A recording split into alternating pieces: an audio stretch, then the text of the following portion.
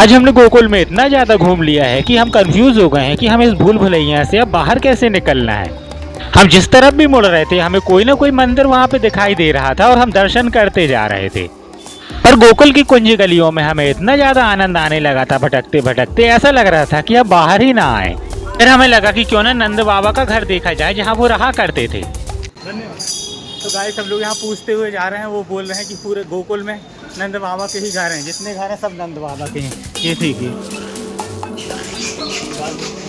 भाई सब लोग ढूंढते हुए यहाँ पे यमुना जी आ गए, यमुना जी के घाट पे जहाँ पे भगवान श्री कृष्ण यमुना जी में खेला करते थे। पर लाख कोशिश करने के बाद भी हम उस जगह पे नहीं पहुँच पा रहे थे जहाँ हमारा ऑटो खड़ा हुआ था। अब वो हमारा इंतजार कर रहा था लेकिन हम उस तक नहीं पहुँच पा रहे थे। और हमें यहाँ घूमते घूमते यमुना महारानी के दर्शन हो गए हैं, क्योंकि ये घाट इसलिए भी खास है क्योंकि भगवान श्री कृष्ण जी यहाँ यमुना जी में खेला करते थे।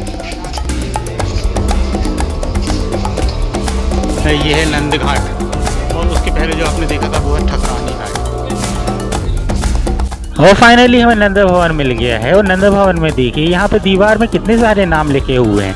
ये नाम चारों तरफ लिखे हुए थे, ऐसा लग रहा था ये उनके नाम है जिनने मंदिर बनते समय शायद यहाँ पे सेवा दी हो। और यहाँ पे अंदर बहुत सारे मंदिर हमें दिखाई दिए।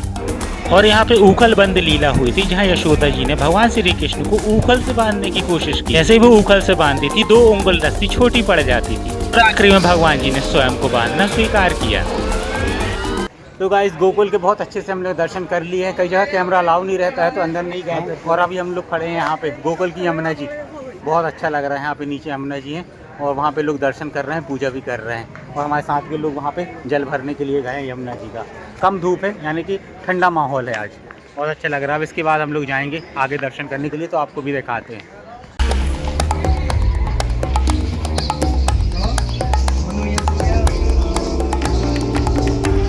तो गाइस हम लोग आ चुके हैं रसखान जी की समाधि पे। ये देखिए श्री कृष्ण भक्त रसखान बत्ताज बीबी समाधि स्थल। रसखान जी ने बहुत सारे पद लिखे भगवान श्री कृष्ण की भक्ति में। वो भी बिल्कुल चूर थे, लीन थे और मुस्लिम थे, लेकिन भगवान श्री कृष्ण की भक्ति किया करते थे। ये यहाँ से हम लोग जाएंगे रसखान की समाधि, उसके बारे में यहाँ पे भी लिखा हुआ है। ये देखिए ये 2 हैं रसखान जी के जो उन्होंने लिखे थे। रसखान जी का जन्म दिल्ली में हुआ था 1950 में, शाही पठान वंश में। ये पूरी उनके बारे में डिटेल लिखी हुई है। आइए दर्शन करते हैं रसखान जी की समाधि के, जो भगवान श्री कृष्ण जी के अनन्य भक्त थे। ये देखिए हर पेड़ में लिखा हुआ है राधे राधे। यहाँ जितने भी पेड़ रहेंगे सभी में लिखा है, बड़े पेड़ों में सामने भी लिखा हुआ है राधे राधे। तो गाइस थोड़ी सी धूप आ चुकी है। अभी जो समय हुआ है 10:30 बज चुके हैं।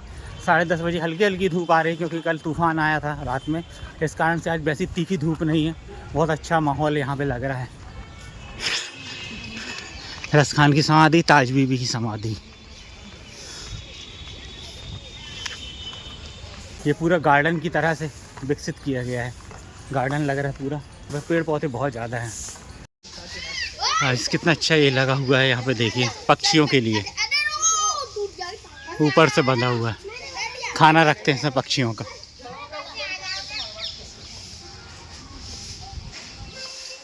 समाधि ऊपर दिखाई दे रही है, फिर सीढ़ी चल के ऊपर जाना पड़ेगा।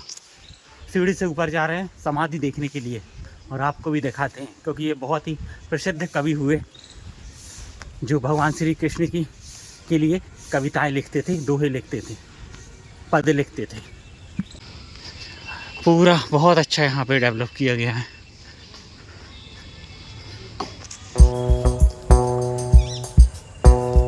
रसखान जी ने लिखा था, यदि मनुष्य जन्म मिले तो ब्रज में मिले, और यदि पशु बनूं तो नंद बाबा की गायों के बीच में रहूं।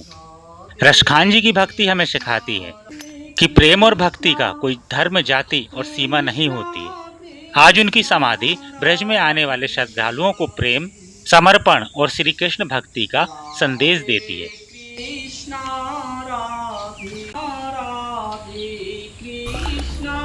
रसखान जी की समाधि के दर्शन करने के बाद हम ऐसी जगह आ चुके हैं जो स्थान भगवान की लीलाओं का साक्षी आज भी बना हुआ है। ये वो स्थान है जहाँ पे भगवान श्री कृष्ण ने यशोदा माँ को अपने मुंह में पूरा ब्रह्मांड दिखा दिया था। इस स्थान को ब्रह्मांड घाट कहा जाता है।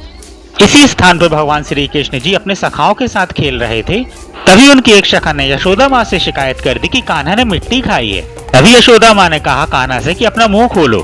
तभी मुंह खोलते ही मुंह में आकाश, तारे, ग्रह, नक्षत्र सभी कुछ दिखाई देने लगा।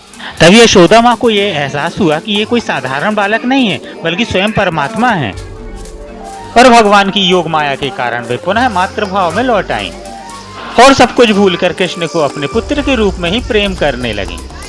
तो इस तरह आप ब्रज में कहीं भी चले जाइए, भगवान श्री कृष्ण जी की जो लीलाएं हैं उनके दर्शन आपको पग पग पर होते हैं। और जो लोग भी यहाँ आते हैं या तो स्वयं या पंडित जी के द्वारा ब्रह्मांड खंड पूजन अर्चन जरूर करवाते हैं। मान्यता है कि यह बट वृक्ष श्री कृष्ण की लीलाओं का साक्षी है और तब से लेकर आज तक ये यहीं पे लगा हुआ है।